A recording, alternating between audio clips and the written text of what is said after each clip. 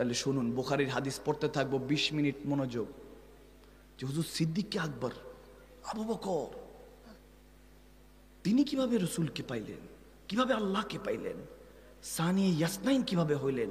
আল্লাহ বলতেছে, ইয়া রাসূলুল্লাহ, আপনি গারে সূরের মধ্যে যখন ঢুকেছেন তখন আবু বকর আপনার আগে ঢুকেছে, আপনি দ্বিতীয়, আবু বকর প্রথম। মুহাদ্দিসিনরা একটু ইখতিলাফ করেছেন যে আমার নবী প্রথম, আবু বকর পরে। বলে না, এদিকে শান আগে আবু বকরের এই জন্য এসেছে যে আবু বকর আগে ঢুকেছে, বলেছে ইয়া রাসূলুল্লাহ গর্ত, এখানে গুহা, সাপ বিচ্ছু থাকতে পারে, ইয়া রাসূলুল্লাহ আপনাকে কিছু হতে দিব না যতক্ষণ পর্যন্ত আবু বকর বেঁচে আছে। ঠিক কি না? সেই আবু বকর সিদ্দিক প্রথম যখন কলমা পড়েছেন, 40,000 দিরহামের মালিক, এখনকার মোটামুটি কুমিল্লার মালিক আর কি। মারহাবা বলবেন না? মারহাবা। মালিক বানানেওয়ালা কে? আল্লাহ। 40,000 দিরহাম পুরাটাই আমার নবীর কদমে কোরবান। সুবহানাল্লাহ। আবু বকর সিদ্দিককে জিজ্ঞেস করলাম, সব দিয়ে দিলেন, পরিবার পরিজন? বলে ধুর বেটা, বুঝলি না তুই, যখন প্রেম করেছি পিছনে দেখার সময়, যাকে তাকে প্রেম করেছি নাকি, যাকে আল্লাহ ভালোবাসে তাকে ভালোবেসেছি। হিজরতের রাত 4000 দিনার নিয়ে রওনা দিছে। আমার রসুলের যদি কোনো কিছু লাগে, যদি প্রয়োজন মিটাতে হয়, ওনার আব্বাজান ছিলেন নাবিনা, ছিলেন অন্ধ, ছিলেন বুঝতেন না। আসমা বিনতে আবু বকর, আমার আবু বকর সিদ্দিকের মেয়ে, ওনাকে বলতেছেন তোমার দাদা চোখে দেখবে না, একটা গর্ত করে দিলাম, এখানের মধ্যে কিছু পাতা টাতা রেখে দিলাম, ঢাকনা দিয়ে দিলাম, যদি টাকা পয়সা যে আবু বকর কি সব দিয়ে দিয়েছে দয়াল নবীর কদমে না কিছু রেখে গিয়েছে। সরল সোজা মুসলমান ছিল, তো তুমি ওইখানে হাত দিয়ে একটু দেখাই দিও যে না আছে টাকা পয়সা, আবু বকর রেখে গিয়েছেন, মনে তাসাল্লি থাকবে। সবাই দিত। প্রত্যেকবার যখন আবু বকর সিদ্দিক আমার নবীর কাছে দিতেন, হাদিয়া দিতেন, মুসলমানের জন্য, দ্বীনের জন্য, আল্লাহকে রাজি করার জন্য, রসুলকে যখন ভালোবাসতেন সবচেয়ে বেশি করে সব দিয়ে দিতেন, প্রত্যেকবার বিজয় হইতেন, সবসময় বিজয় হইতেন। আমার আল্লাহর হাবিব, আমার পেয়ারা নবী ডাক দিয়ে বলতেন, সবাই দান করেছে কিন্তু আবু বকরের মতো কেউই দান করতে পারে নাই। আবু বকর সবচেয়ে বেশি দান করেছে। একদিন ওমর, হযরত ওমর বলে আমি দিব সবচেয়ে বেশি এবার। আজকে আর কোনোভাবে, আজকে আমার নবীর পাক জুবান থেকে বের হইতে হবে যে আজকে ওমর জিতেছে।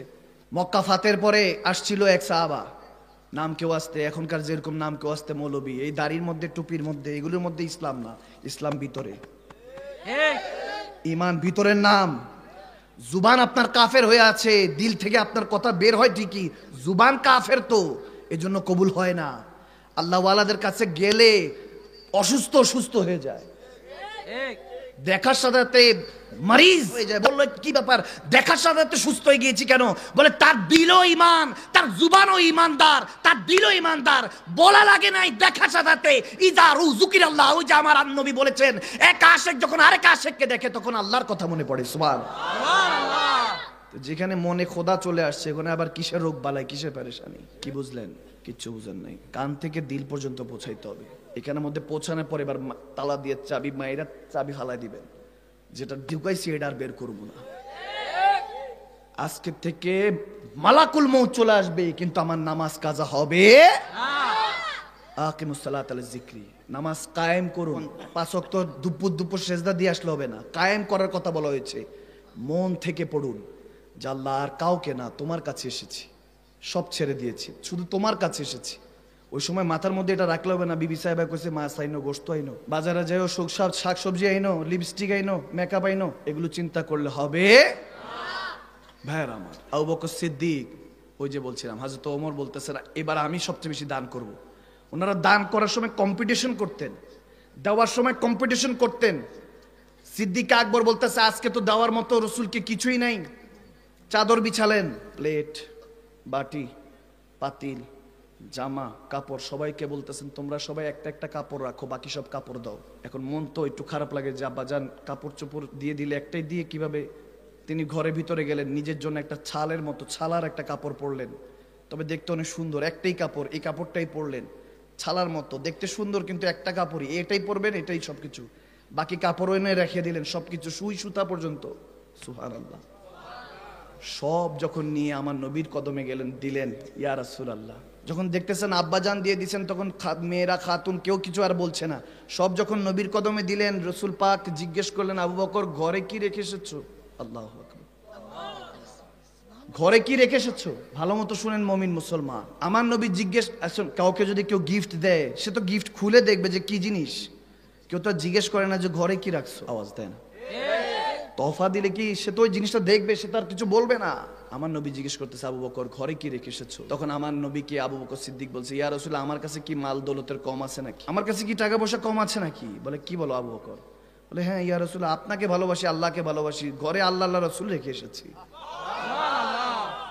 আল্লাহু আকবার, আল্লাহু আকবার। ঈমান দেখেছেন? বলে ঘরে আল্লাহ আল্লাহ রসুল রেখে এসেছি ইয়া রাসূলুল্লাহ, আপনি চেয়েছেন দিয়ে দিয়েছি, এগুলো কি কিছু নাকি? আমার মতো কোটিপতি কে আছে ইয়া রাসূলুল্লাহ? আল্লাহ আল্লাহ রসুল আমার সাথে আছে। সুবহানাল্লাহ, আল্লাহু আকবার। সে আবু বকর সিদ্দিক গারে সূরে গিয়েছে। মোল্লা নাজিউদ্দিন ওয়াইজেন আলাইহির রহমা বর্ণনা করছেন, গারে সূরের মধ্যে 600 বছর লাগিয়ে একটা সাপ অপেক্ষা করছে, 70টা সূরা করেছে, ঈসা রুহুল্লাহ থেকে শুনেছে শেষ নবী আখিরুজ জামান নবী আসবে, ওই সাপটা নবীর সাথে দেখা করার জন্য পাগল পাড়া হয়ে আছে। কয়শো বছর? 1-1.5 ঘন্টা দেরি হয়েছে মাদানী সাহেবের, পেরেশান। 1-1.5 ঘন্টা যদি কোথাও দেরি হয়, 10 মিনিট দেরি হলে অনেক সময় সমস্যা হয়ে যায়। রাস্তায় কি অবস্থা, রাস্তার অবস্থা না বস্তা, এগুলো তো আপনাদেরকে বুঝাতে পারবো না। কত রকম কত কিছু শেষ করে আসতে হয়, ওয়াক্ত অনুযায়ী টাইম অনুযায়ী পৌঁছানো, এটা মুমিনের দায়িত্ব। কিন্তু মুমিন চেষ্টা করে, যদি না পারে তাহলে এটা আল্লাহর পক্ষ থেকে ইমতিহান, দোনো পক্ষের। ঠিক, যে ইন্তজার করছে, অপেক্ষা করছে, তার জন্য পরীক্ষা। যার জন্য অপেক্ষা করছে তার জন্য পরীক্ষা, দোনো তরফ থেকে পরীক্ষা থাকে। কারণ টাইম মতো আসলে, এখন হয়তো বা প্যান্ডেলের বাইরেও দাঁড়ায় আছে মানুষ, মানুষের অভাব নাই, বোমা মারলে এখন যাবে না, বলবে না হুজুর ভালো লাগছে, অন্তরটার মধ্যে একটা সুকুন পাচ্ছি, শান্তি পাচ্ছি, হাকিকতের কথা ভালো লাগে, মন ভালো লাগে যদি মমিন হয়। কমিন হইলে তুই উঠটা যাবো গিয়া। আমার চোখের সামনে অলরেডি 3-4 জন গেছে, আমি কই বাবা তুমি যাইতেছো না, আল্লাহ ঠেলা পাঠাইতেছে, ভাগ তুই, এখন তো ছাটাই হবে, মমিন বসবে, কমিন বাদ, ঠিক কিনা? ওয়াজের মধ্যে অনেক ওলামায়ে কেরামরা কিন্তু ডাক দিয়ে বসে, এই মুরব্বী ডাক দিয়ে বসেন, উঠুন যাবো না। আমি কাউরে বসতো বলি না, উঠতো বলি না, যে যার মর্জি যাও। আল্লাহ তুমি সবার কিসমতে হেদায়েত রাখুন, এটা আমার জানা আছে। হেদায়েতের মালিক কে? আল্লাহ। ইন্না আতাইনাকাল কাউসার আল খায়রা কুল্লাহু, নবীকে আল্লাহ সব দিবেন হেদায়েত ছাড়া। হেদায়েতের মালিক আল্লাহ নিজের কাছে রেখে দিয়েছেন। জানেন তো রাহমাতুল আলামিন নবী উম্মতকে ভালোবাসে, সব হেদায়েত করে দিব। আওয়াজ দেন। মেরাজ রজনীতে যখন আপনি একজন এমপি মন্ত্রীর সাথে দেখা করবেন, কারো কথা মনে থাকবে না, আপনার মা বাবা স্ত্রী সন্তান কারো কথা মনে থাকবে না, তিনি তো সম্রাটের উপর সম্রাট, আহকামুল হাকিমিন। সেই রবের সাথে যখন নবী দেখা করতে গিয়েছেন, ওখানেও বলতেছে ইয়া আল্লাহ আমার উম্মতের কি হবে। হায় হায় হায়, উম্মত जो मेराज में नहीं भूले वो हशर में कैसे भूलेंगे। বুঝলেন না? আপনি বুঝলেন না, যিনি আপনাকে মেরাজে ভুলে নাই তিনি হাসরে আপনাকে কেমনে ভুলে যাবেন। আমার উম্মতের কি হবে? আল্লাহ গুনাহ করে ফেলেছে, তোমাকে জানে না, চিনে না, দেখে নাই তো, আমাকেও দেখবে না, কিন্তু আমাকে না দেখেও তো বিশ্বাস করবে, ভালোবাসবে। এটার নামই তো প্রেম, এটার নামই তো ঈমান, না দেখে ভালোবাসা। আল্লাহ আমার ওই উম্মতের কি হবে যারা আমি নবীকে দেখে নাই কিন্তু শুনেছে 1450 বছর আগে মক্কা মদিনার অলিগলিতে মা আমিনার কোলেতে আব্দুল্লাহর ঘরেতে কেউ একজন এসেছিল জগৎবাসীকে আল্লাহর বান্দা থেকে বন্ধু বানাবার জন্য, হেদায়েত, ইনসানিয়ত, ঈমানিয়তের নূর দিয়েছে। সেই নবীকে একটাবার যদি আল্লাহ দেখার তৌফিক দাও, এভাবে তাহাজ্জুদের মসলায় হয়তোবা দুই চোখের পানি ছেড়ে কাঁদবে। আমার নবী বলতেছেন টেনশন নিস না, এ উম্মত টেনশন নিস না। সাহাবাদের সাথে খেতাবাত করছেন, সাহাবাদের জিজ্ঞেস করছেন, বলে আজব, তোমাদের কাছে আজব ইমানদার কাদের মনে হয়? সাহাবারা বলতেছেন বিয়ুকা, নবীদের ইমান মনে হয় আজব। বলে তারা তো আল্লাহর প্রেমে থাকে, তাদের ইমান তো কামেল, আজব হবে কেন? আজব ইমানদার কাদের মনে হয় বলো? তখন বলতেছে হাজা মালাইকা, বলতেছে ইয়া রাসূলুল্লাহ ফেরেশতা মনে হয়। বলে না, তারা তো আল্লাহর হুকুম এমন ভাবে পালন করে যা প্রতি মুহূর্ত মনে হয় ঈদ, ঈদের মতো খুশি উদযাপন করে। ফেরেশতারা আল্লাহর হুকুম পালন করে, হাকাম পালন করে, তারা তো আল্লাহর কুরবাত নসিব হয়। তারা যে ইমান তো অনেক মাশাআল্লাহ অনেক চমৎকার, আজব ইমানদার বলো। তখন বলতেছে ফানাহনু ইয়া রাসূলুল্লাহ, সাহাবা রাসূলুল্লাহ বলতেছে ইয়া রাসূলুল্লাহ তাহলে কি আমরাই সে আজব ইমানদার? বলে তোমরা তো সব সময় সকাল থেকে দুপুর, দুপুর থেকে রাত, সন্ধ্যা সব সময় চেহারায় ওয়াদহা দেখতে থাকো, যে চেহারা দেখার জন্য তাম দুনিয়ার মাখলুকাত নবী তো নবী ইউসুফ আলাইহিস সালামের খুবসুরতি সৌন্দর্য যেখানে হারিয়ে যায়, যেই নবীর নাখুন মোবারকের কাছে, সেই নবীকে তো তোমরা শুভ শাম দেখো, সকাল থেকে দুপুর দেখো, তোমাদের ঈমান কামেল হবে না তো কাদের? আজব বলো, আজব ঈমান কাদের? তখন আমার নবীকে বলতে লাগলেন সাহাবায়ে রাসূলরা, ইয়া রাসূলুল্লাহ আল্লাহু রাসূল আলাম, আপনি আর আপনার মওলাই তাহলে ভালো জানেন। তখন নবী চোখের পানি ছেড়ে দিয়ে বলতেছে, তোমাদেরকে মোবারকবাদ যে আমি নবীর হাতে কলমা পড়ে মুসলমান হয়েছো, কিন্তু তাদেরকে আমি 7 বার মোবারকবাদ দিচ্ছি যারা দেখে নাই, শুধু শুনেছে, তারপরে একটাবার দেখার জন্য কাঁদে, রাতের ঘুমকে আরামের ঘুমকে হারাম বানিয়ে, যা যারা বসে থাকবে ছাতক পাখির মতো, সেই উম্মতদেরকে 7 বার মোবারকবাদ জানাচ্ছি, যারা দায় না দেখে কলমা পড়ে মুসলমান হয়ে আছে। সুবহানাল্লাহ। কয়বার? 7 বার। আমাদেরকে এবার একটু বলুন, ওটা লায়েক কি হয়েছি? আওয়াজ দেয় না, কি উত্তর দিবেন? নবীজি আপনাকে এত সম্মান দিলেন, উম্মতিকে এত উপরে দিলেন, সাহাবাদেরকে 1 মর্তবা, আমাদেরকে 7 মর্তবা। চিনলেন না তো, যে চিনেছে সে পেয়েছে, ঠিক কিনা? এখনো নবীজি যেখানে ঘুমায় তিনিও সেখানে ঘুমায়, আওয়াজ দেয় না। সিদ্দিক আকবর, আবু বকর সিদ্দিক, ওই যে বলছিলাম 600 বছর ধরে একটা সাপ অপেক্ষা করছে নবীকে একটা নজর দেখবো। সুবহানাল্লাহ। ঠিক, কিন্তু যারা তাজা তাজা আশেক তাদের ইশকের মাকাম তো আর উপরে, সে না দেখে 600 বছর ইন্তজার করছে। আর একজন তো সবকিছু ছেড়ে, সব ঘর বাদ, ধন সম্পত্তি, সন্তানাদি সব ছেড়ে মক্কা থেকে মদিনায় হুজুরের সাথে হিজরত করছে। সুবহানাল্লাহ। আল্লাহু আকবার। পিছনে আমার আল্লাহ রাসূলকে রেখে এসেছি, সঙ্গে নবীকে নিয়ে যাচ্ছি, কিসের ভয়? মুমিনী জজবানুন, এই জজবানুন। যখন ওই সিদ্দিক আকবর বলতেছেন, ইয়া রাসূলুল্লাহ, আপনি ভিতরে পোকা থাকতে পারে, বিচ্ছু থাকতে পারে, বিষাক্ত কিছু থাকতে পারে, আপনি দাঁড়ান, আমি দেখছি, ভিতরে সামনে গেলেন। এজন্য সানি ইয়াসনাইন বলেছেন, নবী গো আপনি দ্বিতীয়, ইশকের মামলায় আপনাকে ভালোবেসে আবু বকর সিদ্দিক প্রথম হয়ে গিয়েছে। সুবহানাল্লাহ বলেন না? সুবহানাল্লাহ। গেলেন, জামা কাপড় ছিটতে ছিটতে, রুমাল ছিটতে ছিটতে, বেচারা 600 বছর লাগায়া 70টা গর্ত করছে। সিদ্দিক আকবর 69টা গর্ত বন্ধ বন্ধ গারে সুরের। আমার নবী ভিতরে ঢুকে দেখতেছে সিদ্দিক আকবর শুধু ওনার লজ্জার স্থান ঢেকে রেখেছেন আর নিজেকে গুটিয়ে রেখেছেন। বলে, ইয়া রাসূলুল্লাহ, ইজ্জতের বিষয়, এই জন্য এটা করতে পারিনি, একটা ছিদ্র আছে, ওটার মধ্যে পায়ের মুড়িটা ঢুকিয়ে বন্ধ করে রেখেছেন। সাপ ছবল দিচ্ছে, ছবল দিচ্ছে, উফ করে না। নবীকে ভালোবেসেছি, উফ করা যাবে না। পুরুষ ওইখান থেকে এসেছে, পুরুষ ছোট থেকে বড় হয়, মা বোনেরা যখন কষ্ট পায় কেঁদে ফেলে, কান্নাকাটি করে, পুরুষ কাঁদে না, পুরুষ রাগ হয়, এটা পুরুষের ফিতরত। কাঁদতে পারে না, তাকে জানিয়ে দিয়ে দেওয়া হয়েছে, পুরুষকে জানিয়ে দেওয়া হয়েছে বিয়ে শাদী করতে হবে, তোমাকে জিম্মেদারি নিতে হবে, তুমি পুরুষ, তুমি কাঁদবে কেন? পুরুষ কাঁদতে চায়, কাঁদতে পারে না। আমি কেঁদে দিলে পুরো পরিবারটা হেরে যাবে, সাহারা হারিয়ে ফেলবে। পুরুষ কাঁদে না, মনের ভিতরে মনের সমস্ত কষ্টগুলি লুকিয়ে রাখে। কিন্তু যারা হাকিকতে মুমিন হয়ে যায়, পুরুষ থেকে আরো উপরে চলে যায়, নবী কামলিওয়ালার প্রেমিক হয়ে যায়, তারা আর যখন কোনো দুনিয়ার কোনো কিছুতে কাজ হয় না, কোনো পেরেশানি কাজ হয় না, দুনিয়ার সমস্ত ইমতিহান আসলো, বলে আল্লাহ আলহামদুলিল্লাহ, জানি তুমি ইমতিহানগুলি দিচ্ছ, ইমতিহান না দিলে তো তোমাকে ডাকতেও পারতাম না। সুবহানাল্লাহ, সুবহানাল্লাহ। তুমি আমাকে পেরেশানি দিচ্ছ। নবী তো বলেই দিয়েছেন যে সবচেয়ে বেশি পেরেশানিতে নবী রাসূলরা থাকে, এরপরে মুমিন মুসলমানরা থাকে। সুবহানাল্লাহ, আল্লাহ ওয়ালারা থাকেন সবচেয়ে পেরেশানিতে। আপনি কি মনে করছেন ওলামায়ে কেরাম হুজুররা খুব ভালো থাকে? না, কষ্টে থাকে। তারপরে নবীর দিন, তেনাদের মাথার উপর জিম্মেদারি, কাউকে বলে না, কষ্ট থাকলেও বলে না। হুজুরটা জুবান থেকে শুনতেছি কোরবানি দেওয়া সওয়াবের কাজ, ফাসাল্লি লিরাব্বিকা ওয়ানহার, শুনতেছেন হুজুর থেকে তাফসীর, কোরবানি বড়টা নিয়ে আসছেন। হুজুরের বেতন ওই 10,000-ই। জিজ্ঞেসও করেন না, হুজুর কোরবানি দিয়েছেন, আপনার জন্য কিছু কি কোরবানি গোশত দিব?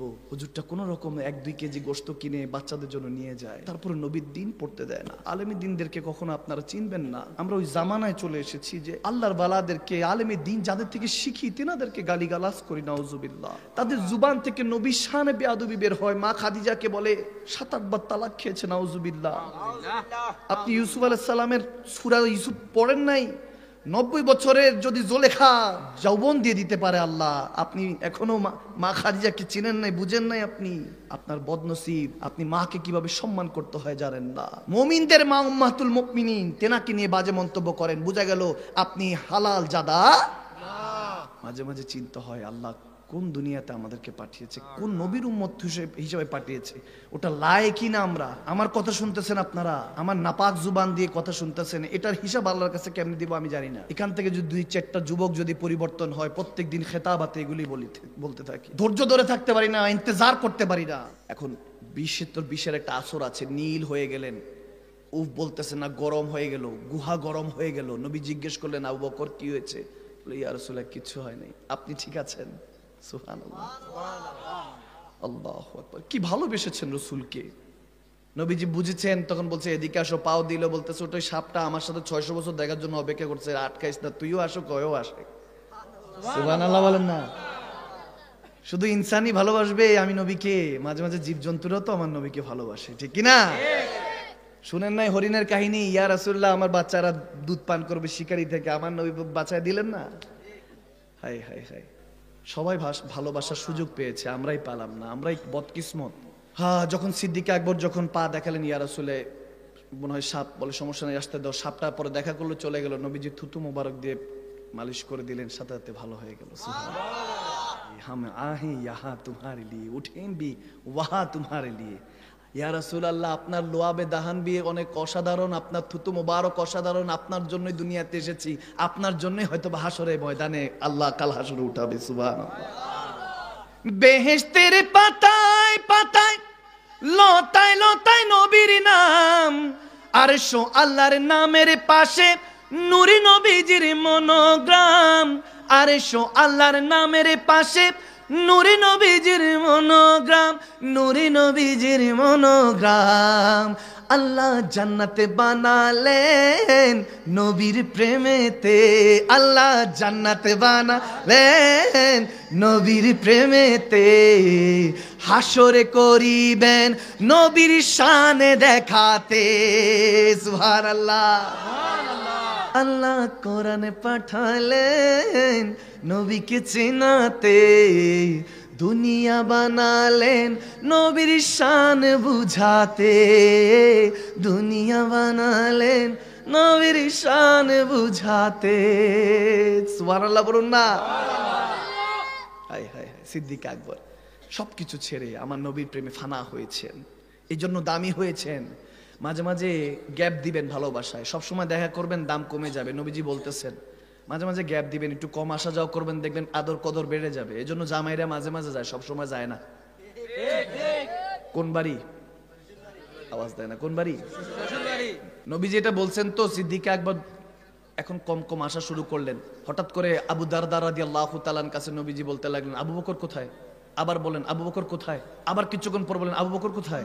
আবু দারদা তিনি দৌড়ায় গেলেন, আমার নবী সাহাবা সিদ্দিক আকবর কাছে গিয়ে বলতেছেন, নবীজি 3 বার বলেছে সামি, তো আমি শুনেছি 3 বার আপনার কথা বলছে, জান না কেন? দৌড়ায় গেলেন, ইয়া রাসূলুল্লাহ হুকুম। সুবহানাল্লাহ। আকা বলে, দেখতেছি না আজকে সারাদিনে কয়েকবার আসার কথা, আসলাই না, সারাদিনে মাত্র প্রায় 2-3 ঘন্টা ধরে গায়েব। সুবহানাল্লাহ। হায় হায়, দুনিয়া নবী के खुजे, दुनिया चाहता है रजा इलाही और अल्लाह चाहता है रजा मोहम्मद। सुभान। दुनिया अल्लाह के राजी করতে চায়, আল্লাহ হাবিবকে রাজি করতে চান, আর সেই হাবিব যাকে ভালোবাসেন তাহলে বুঝেন কেমন আল্লাহকে রাজি করেছে। সুবহানাল্লাহ বলে। তখন বলছি, ইয়া রাসূলুল্লাহ আপনি বলছেন একটু কবা সাজাও করতে, তাহলে দাম থাকে, মানে ভালোবাসার আদর কদরটা বাড়ে। বলে, আরে এটা তো অন্যের জন্য ছিল, তোমার জন্য নাকি? আল্লাহু আকবার। সুবহানাল্লাহ বলবেন না?